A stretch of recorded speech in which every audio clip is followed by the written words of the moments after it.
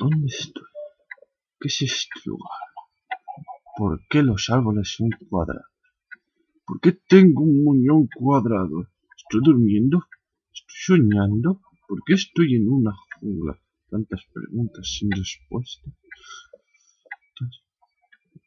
Hojas con píxeles, con una raya negra. ¿Cómo he llegado hasta aquí? ¿Quién me ha traído aquí? ¿Calamares? ¿Dónde estaré? ¿Cómo he llegado hasta aquí? Preguntas que no sé a menos que no explore. Se oyen gallinas lejos. Voy a ver lo que tengo en mis bolsillos. ¿Pero qué? Yo no soy así. ¿Qué me ha pasado? ¿Por qué soy cuadrado? ¿Por qué estoy aquí? ¿Qué son esas cosas? No sé qué es este lugar. El agua, todo es cuadrado.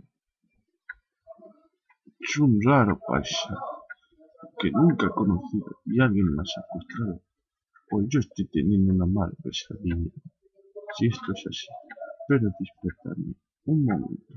Esa flor no es cuadrada, no es igual como todo lo demás.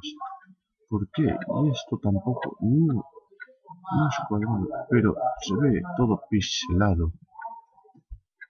Es una cosa muy extraña y que debería explorar, pero